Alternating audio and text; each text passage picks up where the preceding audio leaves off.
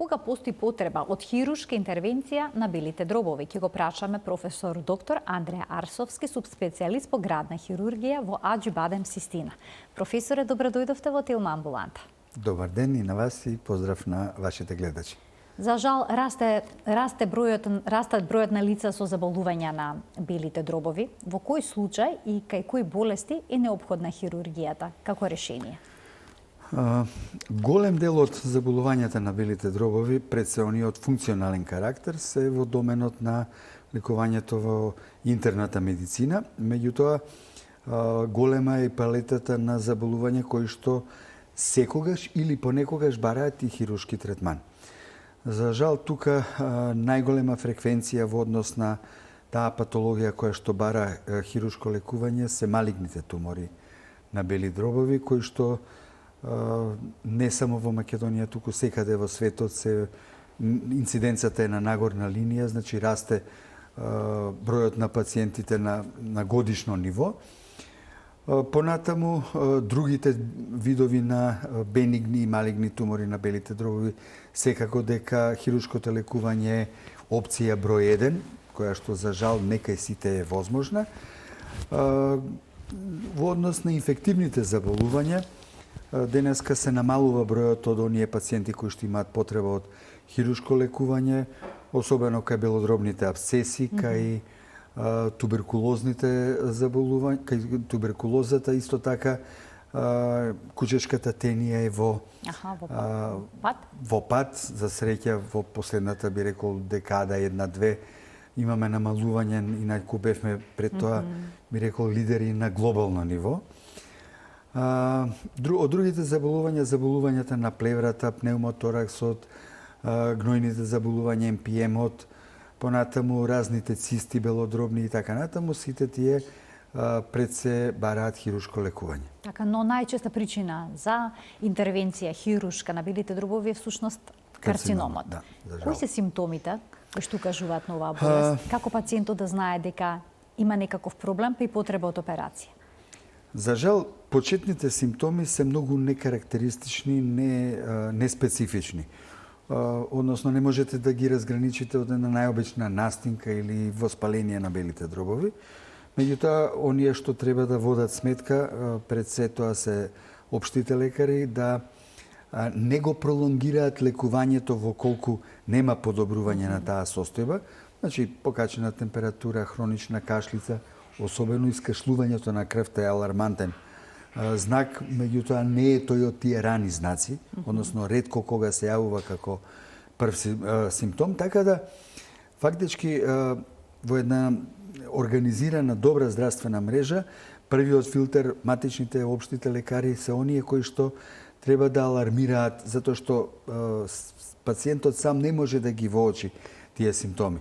Меѓутоа, ако има пролонгирана кашлица која што не реагира на терапија, ако има рентгенолошки налог кој што исто така не се повлекува, спомна веќе исплукувањето на крв апсолутно, слабењето, заморот, сето тоа симптоми кои што укажува дека треба да се спроведат навистина сериозни испитувања за да се открие карциномот во што порана фаза, кога и операцијата е можна и секако дава и многу подобри резултати. Значи, пациентите кои што се оперирани со карцином на бели дробови визави оние што не може да се оперираат, дали е заради стадиумот, дали е заради општата состојба, резултатите од лекувањето се драстично различни. Имено, оние што се оперираат имаат многу подобри резултати во однос на 5-годишното преживување и на евентуално излекување. Значи, не секој пациент е кандидат за оперативно лекување? Секој пациент е потенцијален кандидат, меѓутоа индикациите мора да бидат поставени врз основа на наодите, значи состојбата на стадиумот на болеста од една страна и од друга страна функционалните параметри пред се на дишната и на кардиоваскуларната функција, затоа што постојат одредени критериуми кои гарантираат дека постоперативниот тек ќе биде добар, односно со помала можност за компликации, затоа што компликациите пак може да бидат многу сериозни ако се примени неадекватна операција кај пациенти каде што веќе нивната состојба не дозволува безбедна и добра операција. Постои убедување дека повозрасните постари лица не се добри кандидати за оваа операција поради ризикот кој што го носи самиот зафат. Има ли вистина во тоа? До некаде да. Значи тоа е еден од критериумите. Зошто? Заради тоа што со возраста се зголемуваат можноста и кардиоваскуларните пред се и респираторни заболувања, значи функцијата на овие два система кои што работат, би рекол, рамо под рамо, рака под рака, се многу битни, а инаку возраста дека може да биде контраиндикација за операција е заблуда, која што за жал е прилично расширена на нашиве простори. Возрастен лимит не постои. Постои лимит во однос на функцијата на дишната функција и кардиоваскуларната. Значи, со други зборови, може да е и помлад пациент, ако има оштетени овие две функции, тогаш не може безбедно да се оперира. Но може да има и 90 плюс години, ако се тоа очувани, постојат критериуми до кои граници таа функција е добра, нема никаква причина да не се превзема операција, затоа што возраста, пак би рекол, е само еден од факторите кои што треба да се евалуира, а никако не е контраиндикација за Значи, општата здравствена состојба е тука клучен фактор.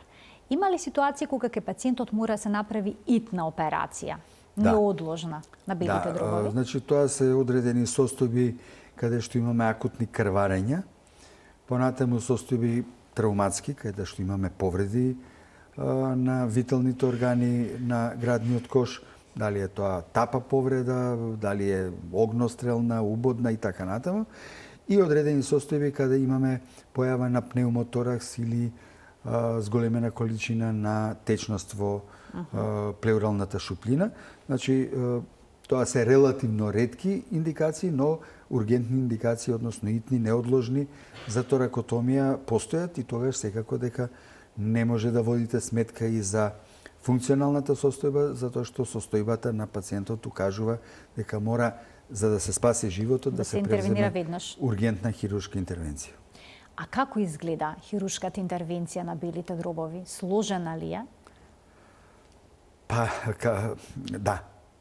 Значи, тоа се прилично специфични операции кои што треба да ги изведува екипа која што, односно тим кој што е фамилиаризиран, доволно едуциран и искусен за изведување на овој тип на операции, затоа што се работи за витален орган, отварање на граден кош, дел од телото каде што се наоѓаат покрај белите дробови и други витални органи, пред се срцето и големите крвни садови.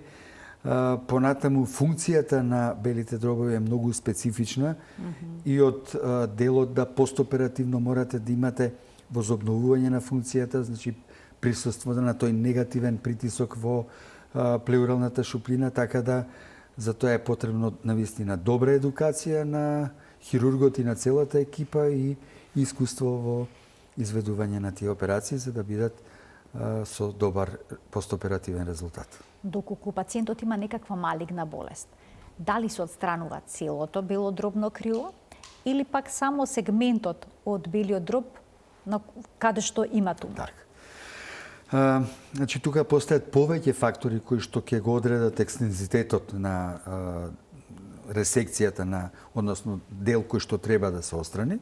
И тука има широка палета зависно од тоа дали е примарен тумор, значи дали е со потекло од белите дробови или е метастаза од карцином од друго место. Тогаш е доволно само да се отстрани метастазата. Кај белодробните карциноми зависи многу од локализацијата, од функционалната состојба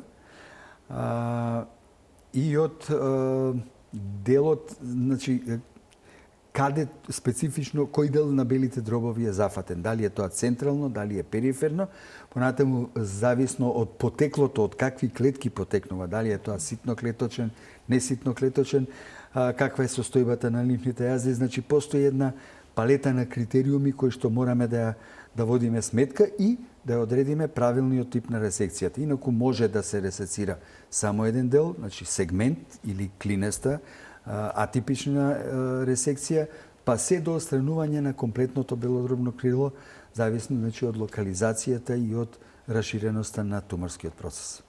Може ли низ мал рез да се извади цело белодробно крило или мора се направи класичен оперативен рез? Да, значи јас кога почнував се правеше така наречена постеролатерална торакотомија. Тоа беше огромен еден рез кај што почнува од грбот, па се оди до предниот дел на градниот кош. После тоа се воведува тие така наречени muscle sparing, значи со штедење на мускулатурата, за да што помалку се афектира дишната постоперативна функција, не само од естетски причини, туку пред се од функционални. И тој тип на операции ги воведовме некаде во 90-тите години на минатиот век, каде што се зачува големиот преден и заден мускул, значи резот се прави странично помеѓу ребрата и се води сметка, значи овие големи мускули да не се сечат. Денеска, веќе во последниве декади, и најсложените хируршки интервенции може да се прават торакоскопски. Што значи тоа? Торакоскопски? Тоа значи да низ зависи од типот на интервенцијата. Како лапароскопската интервенција, така слично? Да, само торакоскопија е ендоскопска на градниот кош со неколку мали отвори. Сега, ако го отстранувате целиот белдроб, сепак морате да направите еден рез, за да низ таа шуплина мора некако да го извадите белиот дроб, кој што не можете, како, например, кај гинеколошките тумори, да се меле па да се става во кесичка, но сепак се тоа минимално инвазивни во однос на она што било правено во минатото и што се уште некаде во одредени центри се прави. Денеска е тоа веќе стандард во нашата секојдневна пракса. Со каква анестезија се изведуваат овие Општа, запати? исклучително општа анестезија, и тоа се користи посебен тип на тубус, она цевка низ која што дишат пациентите за време на операција. Значи тоа се така наречени блокер тубуси, каде што оној дел каде што работиме не диша. Значи ако е операцијата од десната страна, десното белодробие се исклучува. Зошто е тоа многу битно?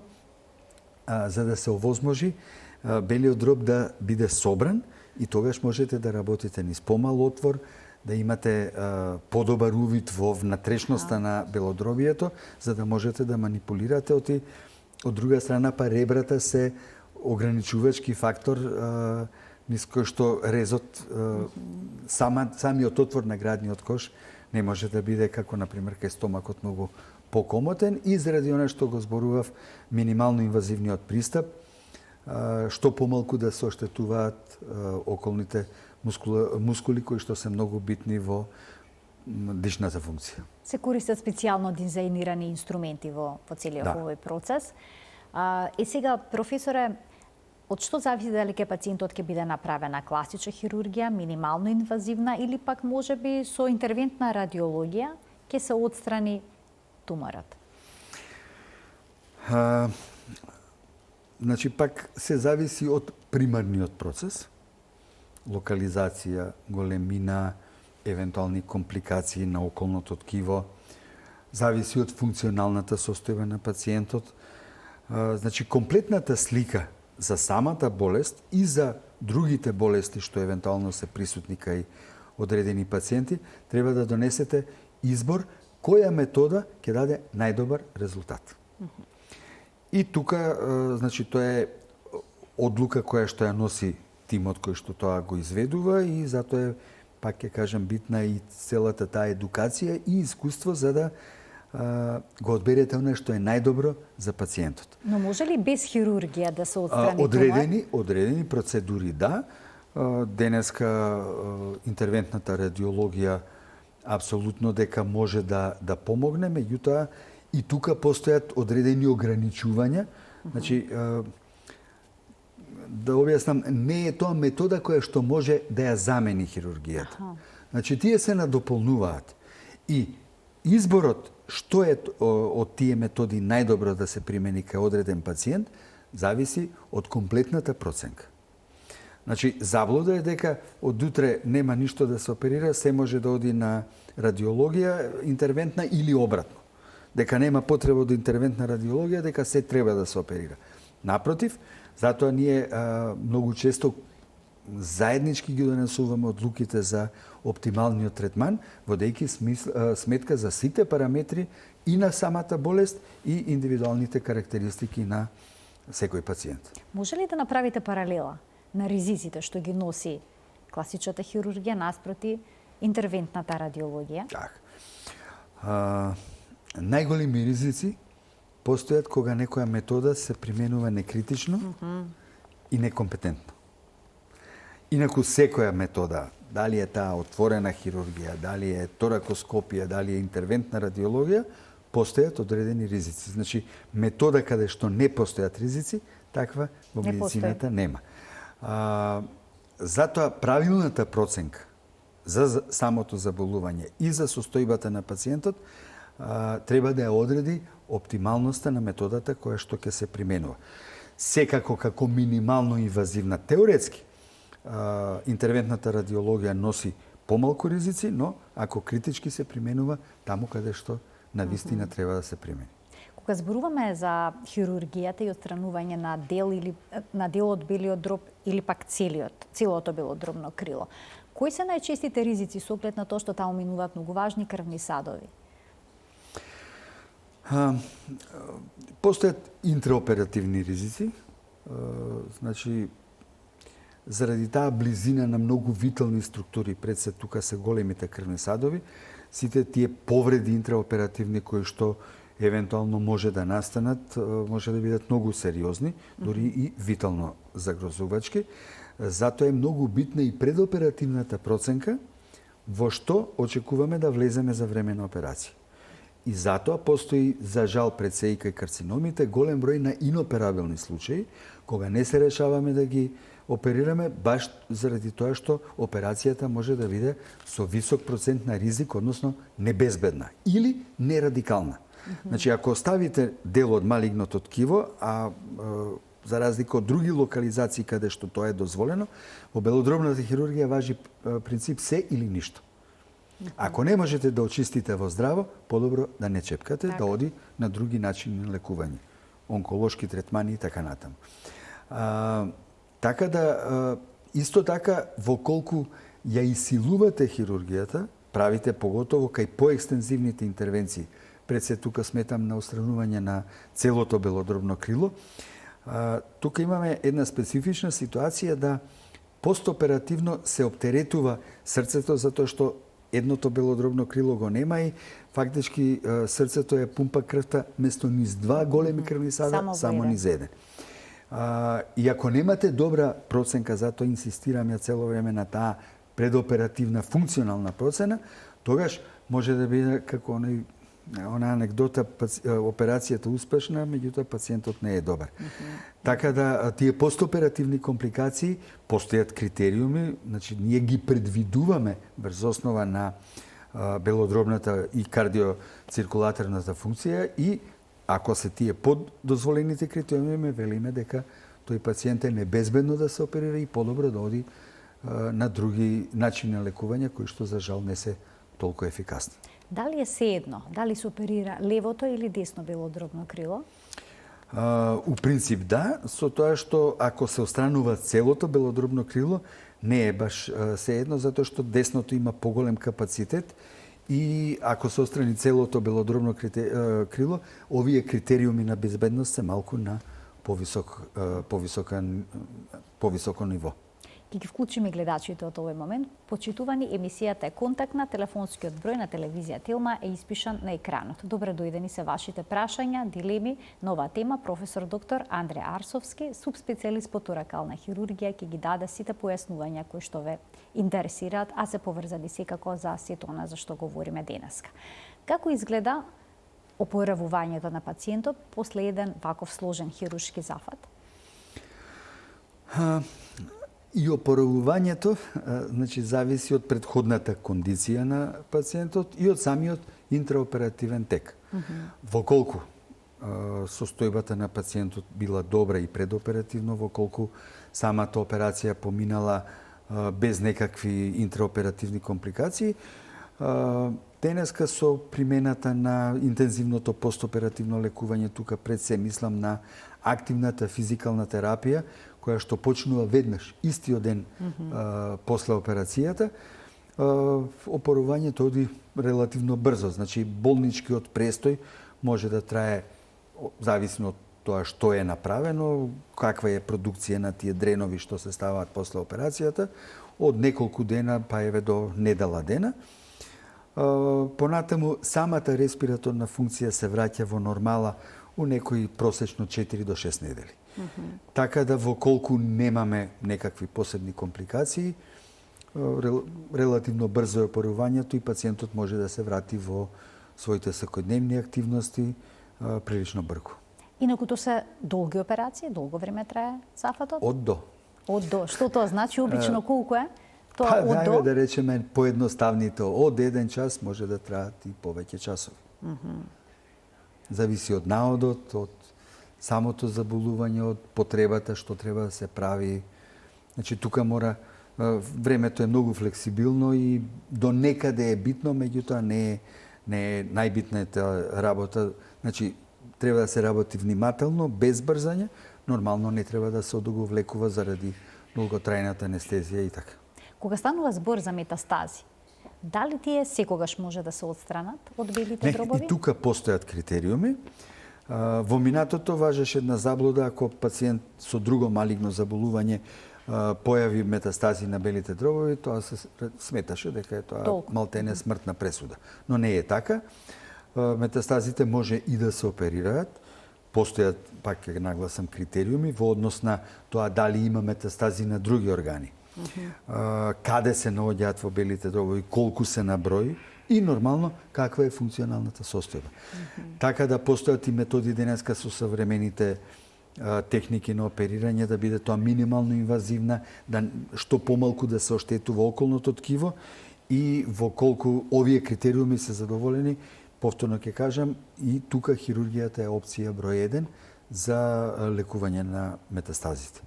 Дали може да се повтори операција на белите дробови? Да речеме, направена е хируршка интервенција за отстранување на метастази, по известно време повторно има метастази. Може. Може. Втор, трет пат. Значи, не само кај метастатската болест, некогаш имаме и кај примарните тумори повторување на болеста, кај други заболувања, значи може да се од инфективно потекло, кај пневмоторакс.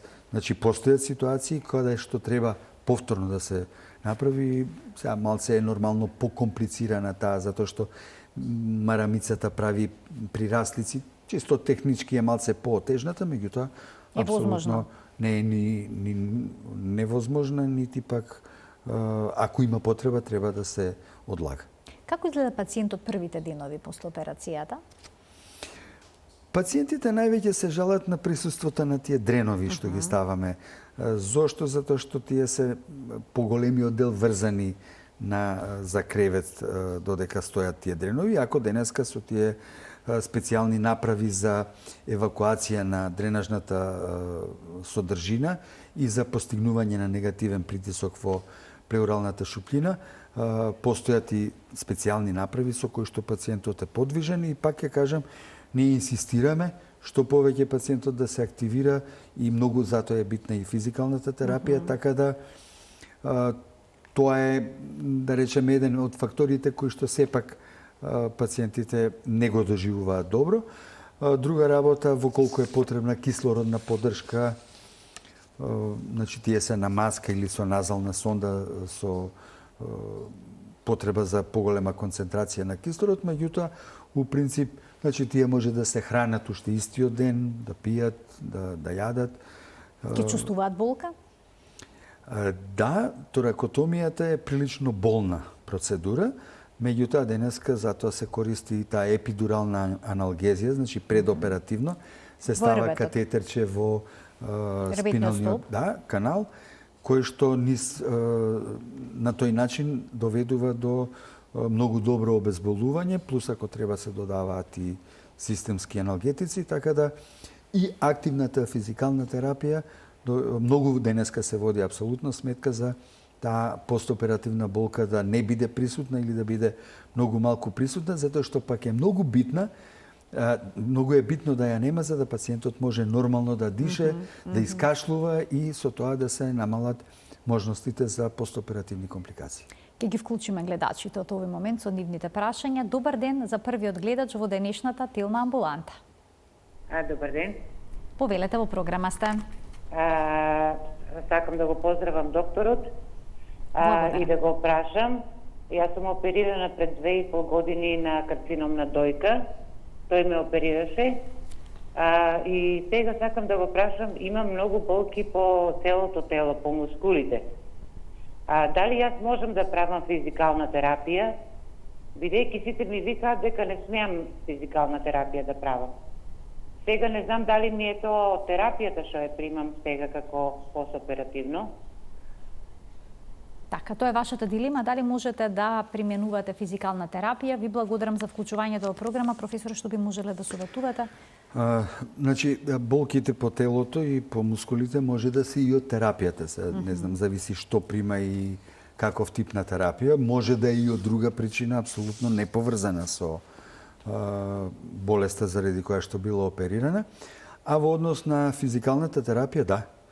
Со тоа што треба физиотерапеутот да одреди, поготово на страната на операцијата, значи со раката, какви третмани може да прима. Меѓутоа на кичма, на нозе, апсолутно нема никаков проблем да биде подвргната на физикална терапија. Од што зависи дали жените ќе имаат некаков проблем со движењето на раката од страната каде што е одстранета дојката? Понекогаш им отекуваат дланките. Така, значи, тоа е една од компликациите на операција кај карциноми на дојка, кога се отстрануваат, потребно е да се отстранат и лимфните јазли од пазушната јама.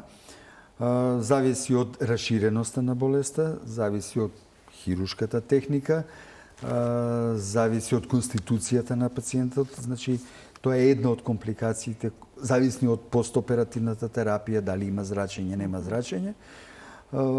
Сега постои таа компликација, да речеме кај нас е релативно ретка, прилично ретка и зависи од степенот на тие отоци. Ако е од помал степен, не представува никаков посебен проблем. За жал, оние отоци што се поголеми си бараат и адекватни третмани кои што за жал не секогаш даваат одлични резултати. Уште еден гледач ке вклучиме. Добар ден. Добар ден. Повелете, во програма сте. Поздрав до докторот, поздрав до вас и до емисија. Едно прашање. Јас сум тој пациент со белите дробови проблем и со дишењето. Меѓутоа лежам на пулмологија во Скопје неколку пати и така натаму. Сега на крај се појави едно приликом искаштување во плунката има крвче, мала црвена крв. Меѓутоа бе во пулмологија пак, ме примија таму 1-2 недели, примав инфузии и разни работи, таблети ми препорача Алметекст и влегоа во деснава ноздра со камера внатре во белите дробови. Рекоа дека чисто е внатре, нема нешто нарочито. И дојдов дома. Арнама крвта се појави пак. Само престана, со инфузии, со нешто се стопира. Меѓутоа пак сега во искашлокот се појавува мало крвче. Ете тоа. Така, сега сакате некои насоки поврзани со вашата состојба. Ви благодарам за вклучувањето. Може би подобар совет би добил од пулмолог, но еве што вие можете да советувате? Какви понатамошни испитувања да се направат? Значи, не знам какви снимања се направени, најверојатно треба и, ако не е направено обавезно, компјутеризирана томографија.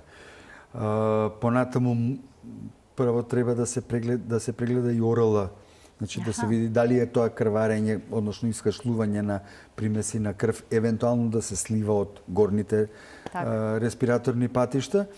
Воколку не може бронхоскопијата и да се повтори, не е никаква, ако не може да се утврди од каде, меѓутоа евентуално пациентот да помине со сите наоди кога сум во амбуланта, да видиме што е правено, за да знаеме Што понатаму. Меѓутоа, чим искашлува крв, треба да се најде причината и адекватно на причината да се даде и адекватна терапија. Така, сериозен пристап треба во тој случај. Секако, Споменавте секако, да. искашлок во кој што има крв. Да. Значи, тој може да е од најбанални, да речеме, споменавте од некај крварење од лигавицата на носот. Голта и после тоа искашлува таа крв. Мислам, тоа е релативно често и за среќа многу бенигна работа, за разлика од другите причини, но треба да се приде сериозно и да се најде причината за таа појава. Кога споменавте сликовни методи, не ја спомнете магнетната резонанца, туку компјутерската томографија.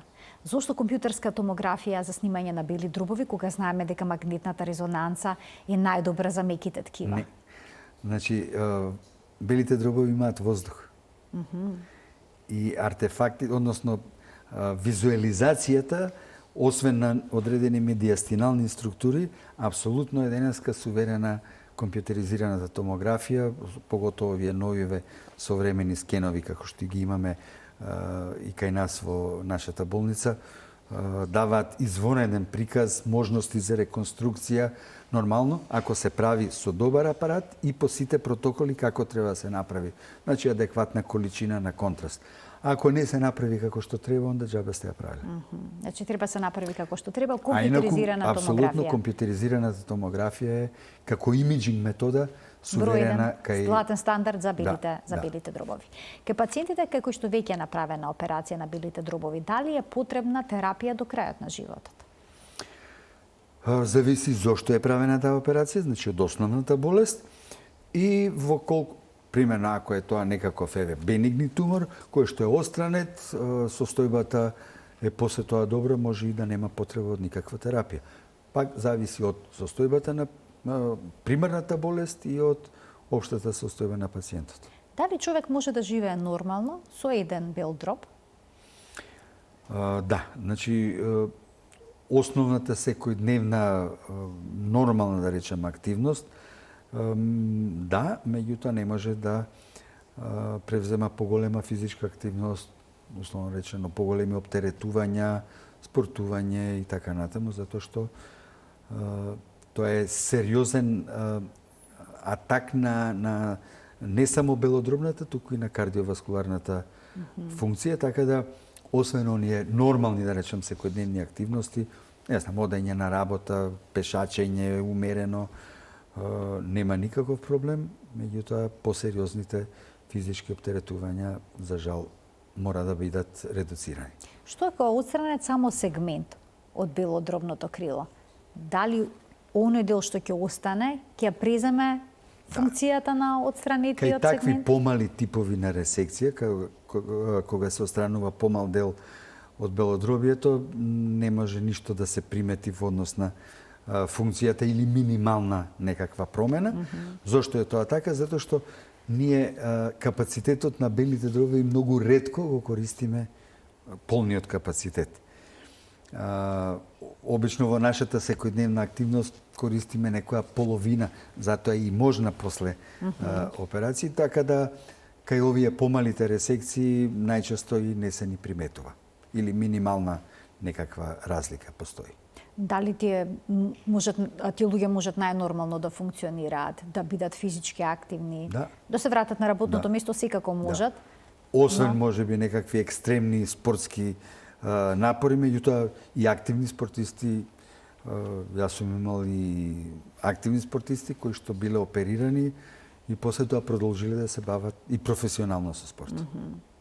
Како се следи состојбата потоа на белите дробови после операцијата, на оној сегмент што останал, но и на значи оној бел дроб кој што не бил засегнат со болеста? Рутински првата рентгенолошка контрола ја правиме или истиот ден на операцијата, покасно или утредента. После тоа, зависно од постоперативниот тек, зависно од основната болест, се одредуваат контроли, каде што контролите најчесто се физикалниот преглед, преслушување, на пациентот, понатаму рентгенолошки контроли, дали обична рентгенграфија, дали компјутеризирана томографија, по потреба и контролна бронхоскопија, пак се тоа зависи од она што е направено и секако контролирање и на белодробната функција со правење на спирометрија, евентуално гасни анализи и бодиплетизмографија. Доколку потоа се јави проблем со белодробното крило што останало, може ли да се направи операција и да се отстрани сегмент доколку пациентот веќе нема едно белодробно крило? Значи, тука малку критериумите се построги во колку имаме пациент со пулмектомија, меѓутоа и ние сме имале пациенти каде што одредени помали интервенции може да се отстранат и на тоа белодробие што останало. Тоа се, пак ќе кажам, многу посериозни зафати, затоа што морате навистина да имате добар постоперативен тек заради тоа што пациентот е само со едно белодробие. Професоре, а во еден акт може да се интервенира на двете белодробни крила? Може и тоа, со тоа што тука имаме посебен тип на проценка на состојбата на пациентот, може и обострани интервенции, но секако ако се ти од помал обсек. Пообсежни операции, примерно ако е лобектомија, не се препорачува во исти акт, него најчесто се оперира едната страна, да се опорави пациентот, па после тоа се оперира другата. И сега има митови кога станува збор за операцијата на белите дробови. Обично се смета дека хирургијата треба да биде последен чекор. Дали е тоа точно во овој случај или некогаш може да биде првиот? Апсолутно, некогаш не може, туку мора. Треба да биде првиот и за жал некогаш состојбата на болеста не дозволува. Тоа е оној проблем што ние го имаме, да голем број на пациенти со карциноми на бели дробови се јавуваат касно, кога веќе операцијата, за да биде направено успешна и како што треба, не е можна. Инаку, кај карциномите на бели дробови, дај Боже да имаме што повеќе такви пациенти во почетни фази, апсолутно дека хирургијата е, пак ќе кажам, суверена метода во лекувањето. Дополнителните методи се применуваат, да, и се препорачуваат, меѓутоа хирургијата е она што е основна метода. Само во раната фаза на болеста? Па за жал кај одминатите постојат и тука критериуми зависно од типот на карциномот, кога се може да се оперира и постојат одредени лимити. Така да ако имаме веќе расширена болест во средоградието, метастази на други места и така натаму, ако е единачна метастаза, може прво да се оперира метастазата, па примарниот карцином, имаме и такви пациенти. Меѓутоа, за жал, кај нас процентот на пациенти кои што доаѓаат касно е многу висок. Така, доцна се диагностицира. Инаку, одредени пневмотораксот, например, апсолутно немате друга метода на избор, него хирургијата е тука суверена и единствено дава добри резултати и постојат одредени други состојби кога хирургијата не само што не треба да се избегнува, туку треба што побргу и поефикасно да се применува. Колку често се применуваат овие операции кога станува збор за градната хирургија? Колку често имате пациенти со карциноми кои што ги оперирате? Видете, ние сме во приватна болница каде што само одреден дел на пациентите доаѓаат кај нас. Инаку по некоја статистика која што не е баш најточна со оглед на состојбата на следењето на статистичко на овие пациенти, не постои добро организиран регистар за рак, меѓутоа по некои процени имаме околу некој тренд на пораст до 1000 пациенти годишно, од кои што, за жал, у Македонија кандидати за операција се можеби некои над 100, да речеме отприлike некои 150. Сега кој од нив не сака да се оперира, кој од XY причини не се оперира, така да Значи има пациенти кои што одбиваат операција? За жал има и такви. Стравовите каде се што може, да, и одредени заблуди кои што важат не само во лаичките, туку и се уште и во медицинските кругови. За жал. Така да сметам дека бројот на пациенти кои што захтеваат торакална хирургија мора да биде повисок за да имаме и подобри резултати во лекувањето на овие болести. Ќе ги вклучиме гледачите со нивни прашања. Добар ден. Добар ден. Повелете. Поздрав до почитуваниот доктор, поздрав до вас, Марија. Сакам да го прашам докторот. Пред 2-3 дена, уназад 3 пати, ноќе околу 1 саат станувам, инаку 10 легнам, околу 1 саат станувам за мала нужда, меѓутоа ми доаѓа да плюкнам. Кога плюкнам, исплюкувам крв, али светло црвена и само толку, после више нема.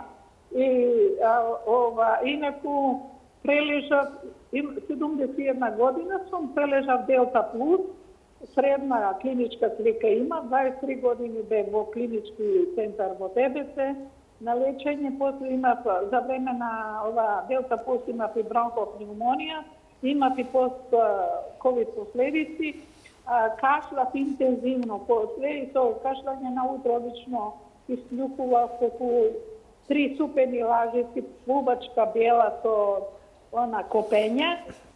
После бев на 2 месеца на море, па ми се смири, меѓутоа кога ќе дојдам у Скопје, повторно ви се враќаат симптомите, така. Претпоставам дека прашањето што може да направите за да се утврди причината за вашиот проблем. Така? Сега ме интересира што е причината овие 2-3 дена што искашувам крв. Дали е тоа некои симптоми што треба да преземам. Така. Инаку користам Фостер, она солна вода за носот и Риноко. Постојано тоа користам на утро и навечер. Така, ви благодарам за вклучувањето во програма, професоре, што би советувале? Значи истото. Прво да се направи орал преглед. Да се види слузницата на устата, оти ноќе при свежа црвена крв може да е причината и некаде од непце, од нос и така надам. Значи тоа да се види во колку се исклучи, да оди на пулмолог, за да се направат, поготово што имала ковид, значи со бронхопневмонија, така може да е и некоја секвела и некоја причина од тоа. Значи прво да се исклучи некоја по-банална причина, во колку таму е се во ред, обавезно на пулмолог. Уште еден гледач ке вклучиме. Добар ден. Се исклучил следниот гледач. Во ред ние продолжуваме понатаму. Споменавте дека има бројни дилеми, односно митови поврзани со операциите на белите дробови и дека тоа треба да се надмине за и пациентите да се охрабрат, но и да се јават на време за да се направат овие зафати. А сега кога станува збор за здравјето на белите дробови, како можеме да го зачуваме? Што би дале како совет? Пушењето е секако еден од значајните и високоризични фактори кои што допринесуваат за појава на голем број на белодробни заболувања, вклучително и ризикот појава на карцином. Тоа е оно што можеме сите самите да го направиме. Понатаму избегавање на експозиција, односно во колку работното место е поврзано со експозиција на одредени штетни материи кои што може да влијаат на белите дробови, да се носи адекватна заштита. Така, например, денеска азбестот речиси сосема се трга и од индустријата и од градежништвото, баш заради тоа што е верифициран како ризик фактор за појава на белодробни плеурални заболувања и пред се малигните тумори на марамицата. За жал, аерозагадувањето е присутно во голема мерка и ние тука како индивидуи секој може многу малку да направи, но како организирана општествена активност треба апсолутно да се води сметка за доведување на некоја помала мерка на тие експозиција на тие штетни аерозагадувања, така да тоа е отприлике она што може како превенција да се направи и втората работа е да при појава на овие неспецифични симптоми сепак се побара не сами да се лекуваат пациентите, туку да се побара стручна помош, затоа што и зад баналните симптоми некогаш може да се кријат сериозни заболувања. Ќе го вклучиме следниот гледач. Добар ден. Добар ден. Да, добар ден. Во програма сте, повелете. Поздрав до вас. Голем поздрав до професорот. Кај маж ми беше пред 4 години откриен карцином на десната страна, на горниот дел, Меѓутоа, по негова препорака сме испратени на онкологија да се намали туморот, оти не беше операбилен. И благодарение на него денеска сме здрави, живи, после тоа опериран од негова страна, од прекрасниот тим, голема благодарност. И после тоа продолживме онкологија, сега сме со редовни контроли. Голем поздрав до докторот. Иначе 4-та година живееме нормално. Поздрав уште еднаш до професорот. Така, поздрав и до вас и ви благодарам што се вклучивте во програма. Се надевам дека вашиот сопруг има одлично здравје во иднина. Благодарам на гледачката и голем поздрав до нив. Навистина е многу пријатно кога ќе ги слушнете овие приказни за излекување на едно од, би рекол, најопасните малигни заболувања. И ова што го спомна, добро е да се искоментира дека кај одреден број на пациенти, и тоа прилично често треба да се применува, да се почне со така наречена неоадјувантна терапија, каде што имаме ризик дека туморот не може да се извади во целост, или ризиците се, она што го зборувавме на почетокот на емисијата, големи, значи да се намали туморот, да се подобри локалната состојба, за да операцијата биде побезбедна и со навистина во здраво. И тоа денеска рутински се применува, таа неоадјувантна или така наречена сендвич терапија. Онколошки третман, хирургија и повторно, зависно од наодите, да се продолжи евентуално со онколошки третман. Така да ова е пример дека борбата со карциномот на бели дробови не мора да биде изгубена. Напротив, треба да се бориме и да направиме се овие пациенти да имаат и долг и квалитетен живот. Споменавте долг и квалитетен живот и на крајот на денешната Телма амбуланта ќе разјасниме уште еден мит кој што е поврзан со операцијата на белите дробови и вели дека овие операции подразбира трајна инвалидност и значително ограничување на физичката активност. Ова едно широко заблуда. Значи не е точно. Напротив, пак зависи од екстензитетот, од основната болест, меѓутоа имаме голем број на пациенти кои што после периодот на опоравување се враќаат у најнормален живот. Ви кажав, сум имал професионални спортисти кои што биле значи сериозно бавење со спорт, не по аматерски, кои што се вратиле на спортските терени после операција. Професоре, ви благодарам многу за вашето денешно гостување и за убавите појаснувања поврзани со оваа сложена тема. Благодарам. Почитувани, ова беше се во денешната Телма амбуланта. Ви посакувам пријатен ден.